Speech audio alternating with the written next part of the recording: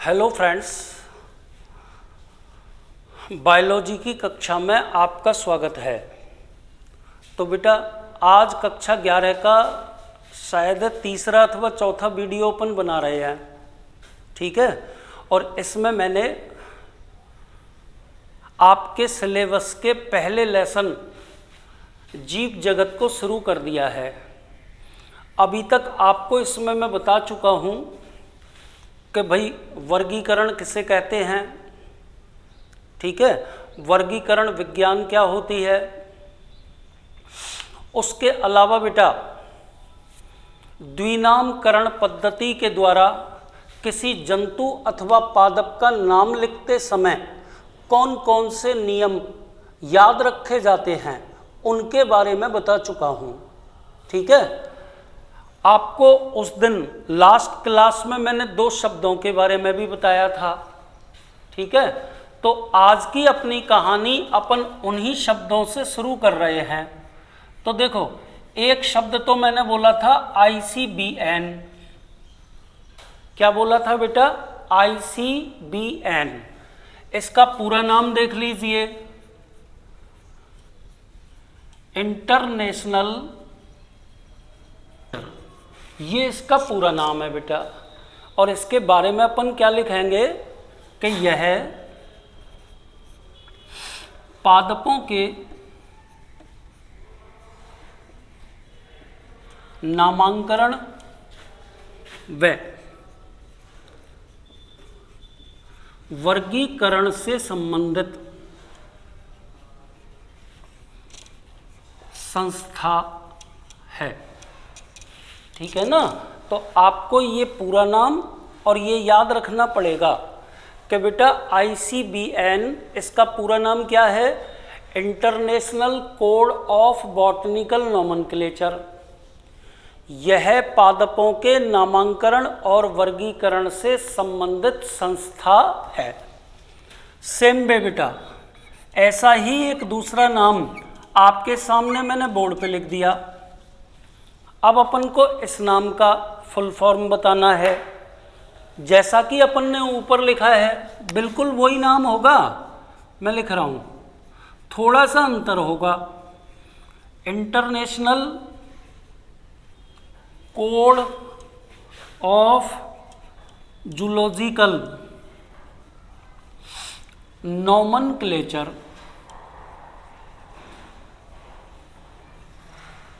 ठीक है ना। ये इसका पूरा नाम हो गया। और इसके बारे में क्या लिखेंगे बेटा? यह जंतुओं के नामांकरण व वर्गीकरण से संबंधित जंतुओं के नामांकरण एवं वर्गीकरण से संबंधित संस्था है, ठीक है बेटा। अब अपन इसी पाठ में अगला टॉपिक समझते हैं। थोड़ा सा ध्यान से सुनना क्योंकि ये सारे टॉपिक आपके काम आने वाले हैं। तो बोर्ड पे एक शब्द लिख रहा हूं मैं, टैक्सॉन।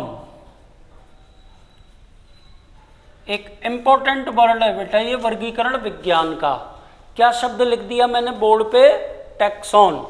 तो इसकी परिभाषा अपन क्या बोलेंगे? वर्गीकी के विभिन्न पदानुक्रम सम्मिलित रूप से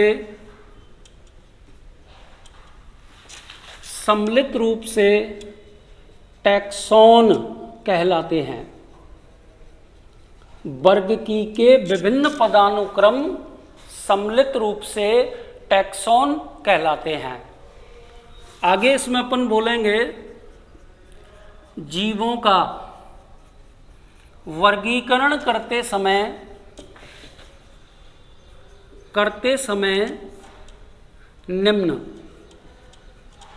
7 पद क्रमशः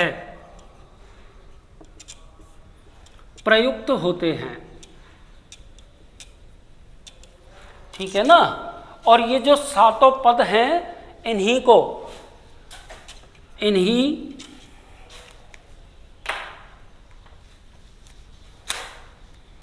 इन्हीं सातों पदों को सम्मिलित रूप से टैक्सॉन कहते हैं। अब आपको बेटा वो सातों के सातों पद मैं लिख के बता रहा हूं और आपको वो सारे के सारे पद क्रम से याद करने हैं। कुछ भी नहीं है, बहुत सरल है। ठीक है, एक बार आप टैक्सॉन की परिभाषा सुन लें कि मैंने बोर्ड पे क्या लिखा है। देखिए, वर्गकी के विभिन्न पदानुक्रम सम्मिलित रूप से टैक्सॉन कहलाते हैं। जीवों का वर्गीकरण करते समय निम्न 7 पद क्रम से प्रयुक्त किए जाते हैं। इन्हीं सातों पदों को सम्मिलित रूप से टैक्सॉन कहते हैं। अब कौन कौन से 7 पद हैं वो आपको हिंदी और अंग्रेजी दोनों में याद करने हैं। ठीक है ना, तो सातों के सातों पद आपके सामने मैं लिख रहा हूं। देखो, सबसे पहला पद आप लिखेंगे बेटा जगत। क्या नाम लिखा बेटा मैंने? जगत। और जगत को अंग्रेजी में क्या बोलते हैं? किंगडम। दूसरा पद आप क्या लिखेंगे बेटा? संघ। संघ को अंग्रेजी में क्या बोलते हैं? डिवीजन। डिवीजन है ना। तीसरा संवर्ग। क्या कहलाता है? वर्ग। क्या कहलाता है बेटा? वर्ग। और वर्ग को इंग्लिश में क्या बोलते हैं? क्लास। चौथा संवर्ग कौन सा होता है? गण। और गण को अंग्रेजी में क्या बोलते हैं? ऑर्डर। ठीक है। पांचवा संवर्ग कौन सा होता है? कुल। कुल को इंग्लिश में क्या बोलते हैं? फैमिली। छठवां संवर्ग कौन सा होता है? वंश। वंश को इंग्लिश में क्या बोलते हैं? जीनस। और सातवां संवर्ग कौन सा होता है बेटा? जाति। और जाति को अंग्रेजी में क्या बोलते हैं? कास्ट नहीं बोलते। ऐसे ही पिछली साल जब मैं पढ़ा रहा था तो मैं रुक गया कि देखो बच्चे क्या बताते हैं, तो बच्चों ने तुरंत ही जाति को कास्ट बोला, जो कि गलत है। जाति को अंग्रेजी में स्पीसीज बोलते हैं। स्पीसीज। तो बेटा ये वर्गकी के सातों पदानुक्रम हो गए। ठीक है, एक बार ध्यान से सुनिए, है ना। फिर इन पे आधारित प्रश्न किस प्रकार आते हैं कंपटीशनों में, है ना, वो आपको बताया जाएगा। देखिए, बोर्ड पे एक शब्द लिखा है टैक्सॉन। कैसे बोलोगे?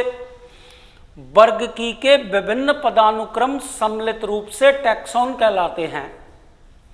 जीवों का वर्गीकरण करते समय निम्न 7 पदों को बेटा एक शब्द और अपन काम में ले सकते हैं, संवर्ग, क्रम से प्रयुक्त होते हैं। इन्हीं 7 पदों को सम्मिलित रूप से क्या बोलते हैं? टैक्सॉन। कौन कौन से टैक्सॉन है बेटा? जगत, संघ, वर्ग, गण, कुल, वंश, जाति। एक बात तो आपको ये याद रखनी है कि सातों के सातों पदानुक्रम आपको क्रम से याद करने हैं। हिंदी में भी करने हैं और इंग्लिश में भी करने हैं। ठीक है, चाहे तो आप इनके नामों के प्रथम अक्षर याद कर लें, जैसे कि देखो जय, से, बे, गे, कु, बे और जा। कैसे भी, ये बच्चों वाली बात कर दी मैंने, है ना। या फिर आप इनके इंग्लिश नेम, जैसे कि बेटा KDCO, गौर करना, और उसके बाद में उधर के ले दो FGS, ये या ये तो हिंदी वाला क्रम हो गया, ये इंग्लिश वाला क्रम हो गया। ठीक है ना। अब देखो, आपके किताब में भी बाहर कुछ छोटे प्रश्न दे रखे हैं। मैं आपको पूछता हूं कि ये किस प्रकार से होते हैं। देखो, जैसे आपकी किताब में एक प्रश्न दे रखा है, क्या आप वर्ग की समवर्ग पद का सही क्रम पहचान सकते हैं? क्वेश्चन, क्या आप वर्ग की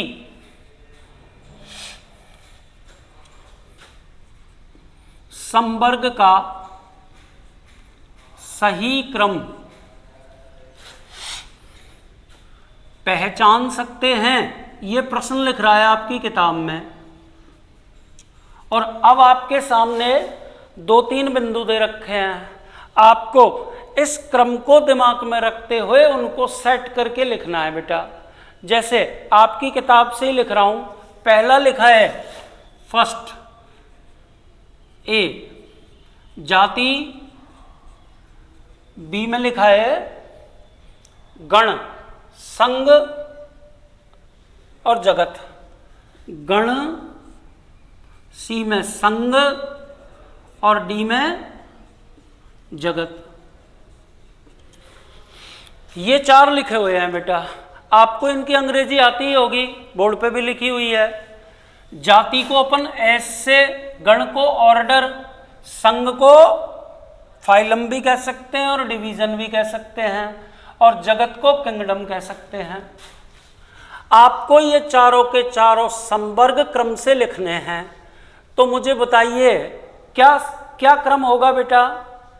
KDOS होगा कि नहीं? KDOS ये क्रम हो जाएगा, ठीक है ना। K का मतलब क्या लिखा है? किंगडम। D का मतलब क्या लिखा है? संघ मीन्स डिवीजन। O का मतलब क्या लिखा है? गण ऑर्डर। और S का मतलब क्या लिखा है? जाति स्पीसीज। चारों के चारों हो गए, ठीक है ना। ऐसे ही 2 छोटे प्रश्न और हैं, उनको भी आपको मैं समझा देता हूं। कुल मिला के बेटा, यदि आपको ये सातों के सातों टैक्सॉन हिंदी और इंग्लिश में क्रम से याद हो गए, बैठ रही है आपके समझ में, तो उस केस में आप ऐसे छोटे मोटे प्रश्नों को बड़ी आसानी से सॉल्व कर सकते हैं, ठीक है ना। जैसे कि अब दूसरा लिख रहा हूं, वंश जाति गण और जगत। नंबर 2, वंश जाति गण, वंश जाति गण, और चौथा क्या दे रखा है बेटा? जगत। तो सबसे पहले तो इनके इंग्लिश वर्जन कर दो, के, संघ को ओ, एस और जी। जीनस बोलते हैं ना, तो जी लिख दो, वैसे जे से भी बना सकते हैं। तो अब इसका क्या क्रम होगा, सोचिए और बताइए। नीचे आपके सामने सातों के सातों मैंने टैक्सॉन लिख रखे हैं, और ऊपर आपके सामने एक प्रश्न लिख रखा है, और इस प्रश्न में आपको दिए गए चारों वर्ग की समवर्गों को एक क्रम से जमाना है, ठीक है। तो क्या लिखोगे बेटा? सबसे पहले तो जगत आ जाएगा, के बाद में गण आ जाएगा, गण के बाद में वंश आ जाएगा, और वंश के बाद में जाति आ जाएगी। तो कुल मिला के इस प्रश्न का उत्तर क्या हो जाएगा? KOGS।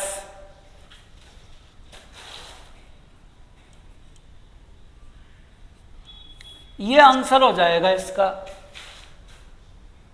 बैठ गया आपके समझ में? ये आपकी किताब में बाहर जो प्रश्न दे रखे होते हैं ना, उनमें लिखे हुए हैं। ये का यही प्रश्न है कि क्या आप वर्गीकी समवर्गों को सही क्रम में पहचान सकते हैं, ठीक है। तो अब मैं तीसरा और अंतिम प्रश्न लिख रहा हूं, है ना। तो उसमें अपन को जाति वंश गण और संघ बी, सी और डी, ठीक है ना। ये 4 दे रखे हैं बेटा। इनको भी आप इंग्लिश वर्जन में फ्रेम कर दो, एस, जी, ओ और डिवीजन, है ना। तो अब क्या बन जाएगा, DOGS, ये बन जाएगा बेटा। तो अब आप मुझे बताएं कि क्या इस प्रश्न में आपको कोई दिक्कत आई। मेरे हिसाब से कोई दिक्कत नहीं होनी चाहिए, ठीक है ना। एक बार दोबारा सुन लें, मैं बोल रहा हूं। वर्ग की के विभिन्न पदानुक्रम टैक्सॉन कहलाते हैं। किसी जंतु अथवा पादप का या किसी जीव का वर्गीकरण करते समय वर्ग की के 7 पदानुक्रम यानी कि संवर्ग प्रयुक्त किए जाते हैं, ठीक है बेटा। आगे चलिए, इन 7 संवर्गों को सम्मिलित रूप से टैक्सॉन कहते हैं। अब ये संवर्ग है कौन कौन से, तो देखो बेटा, सबसे पहले तो है जगत। जगत को अंग्रेजी में क्या बोलते हैं, किंगडम। किंगडम के बाद में, जगत के बाद में दूसरा संवर्ग कौन सा आप लिखेंगे, संघ। और संघ को अपन क्या लिखेंगे, फाइलम अथवा डिवीजन। नंबर 3 पर वर्ग, वर्ग को अपन क्या लिखेंगे, क्लास। नंबर 4 पर क्या है बेटा, गण। गण को इंग्लिश में क्या बोलते हैं, ऑर्डर। नंबर 5 पर क्या है, कुल। कुल को अंग्रेजी में क्या बोलते हैं, फैमिली। नंबर 6 पर कौन सा है, वंश। वंश को इंग्लिश में क्या बोलते हैं, जीनस। और नंबर 7 पर कौन सा है, जाति। जाति को अंग्रेजी में क्या बोलते हैं, स्पीसीज। तो बेटा इस प्रकार से ये सारे के सारे संवर्ग आपको क्रम से याद करने हैं, ठीक है बेटा। अब अपन अगला प्रश्न पढ़ते हैं। देखिए,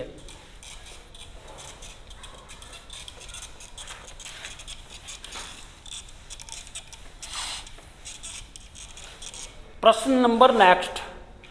अब जो प्रश्न आपको मैं पढ़ा रहा हूं वो ये है, जीवों का वर्गीकरण। जीवों का वर्गीकरण क्यों करते हैं। छोटा सा प्रश्न है, बहुत सरल है, बड़ी आसानी से आप समझ जाओगे। देखो बेटा, 2 प्रमुख बातें हैं। देखिए, पहली बात तो इसमें यह है कि एक ही जंतु को संसार के अलग अलग क्षेत्रों में अलग अलग नामों से जाना जाता है।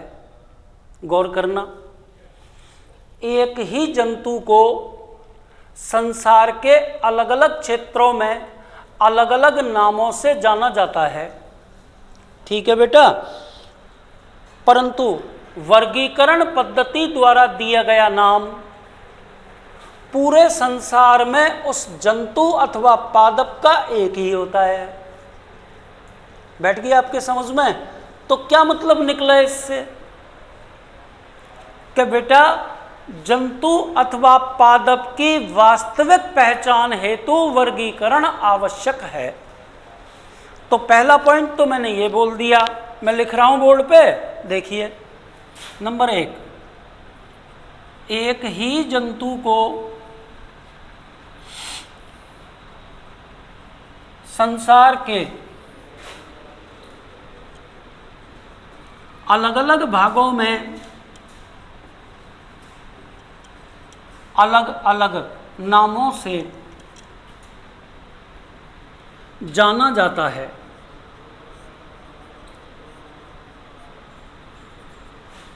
एक ही जंतु को संसार के अलग अलग भागों में अलग अलग नामों से जाना जाता है, परंतु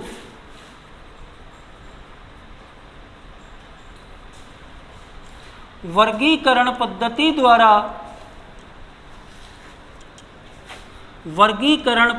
द्वारा दिया गया नाम एक ही होता है। एक ही होता है। तो अब लास्ट में आप क्या लिख देंगे, अतः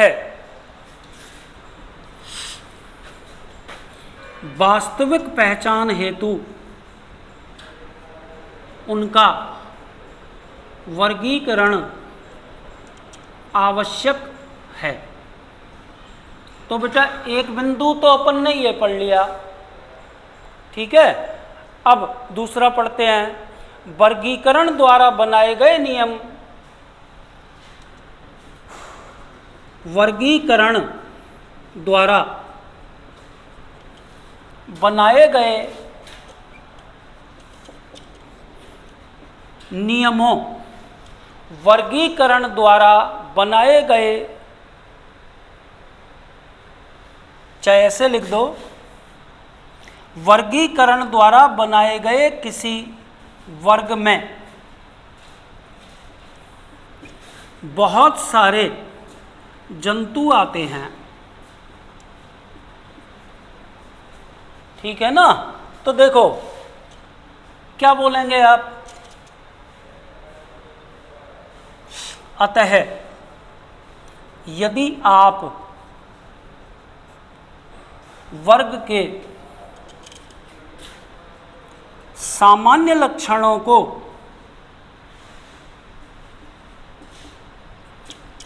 पढ़ लेंगे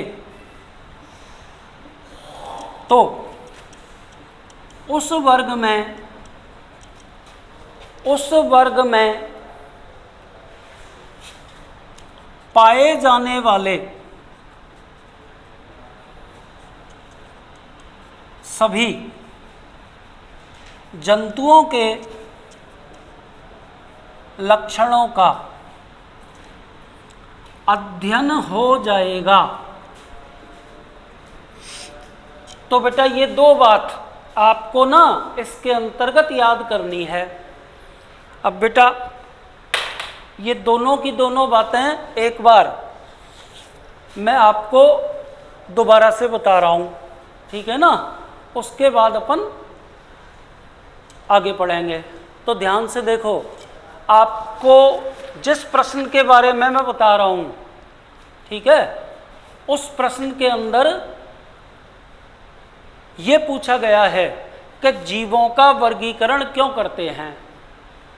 तो उसमें केवल दो बात आपको मुझे समझानी है, दोनों की दोनों बातों को मैं आपको स्पष्ट कर रहा हूँ। देखिए, एक ही जंतु को संसार के अलग अलग भागों में अलग अलग नामों से जाना जाता है, ठीक है, परंतु वर्गीकरण पद्धति द्वारा दिया गया नाम किसी जंतु का एक ही होता है। वर्गीकरण पद्धति द्वारा दिया गया नाम किसी जंतु का एक ही होता है। तो क्या मतलब हुआ? ये मतलब हुआ बेटा कि जंतुओं की वास्तविक पहचान हेतु उनका वर्गीकरण आवश्यक है। और बेटा दूसरी बात क्या बोल देंगे आप कि वर्गीकरण द्वारा बनाए गए किसी वर्ग में बहुत सारे जंतु उपस्थित होते हैं, ठीक है। यदि आप उस वर्ग के सामान्य लक्षणों का अध्ययन कर लेंगे, ठीक है, तो उस वर्ग में पाए जाने वाले समस्त जंतुओं का अध्ययन अपने आप हो जाएगा। तो बेटा आपको वर्गीकरण से सुगमता हो गई ना। आपको अलग अलग जातियों के अध्ययनों की अपेक्षा उस वर्ग के सामान्य लक्षणों का अध्ययन कर लीजिए, अपने आप ही उस वर्ग में पाए जाने वाले समस्त प्राणियों का अध्ययन हो जाएगा। तो बेटा आज के वीडियो में केवल इतना ही, ठीक है। नेक्स्ट आगे।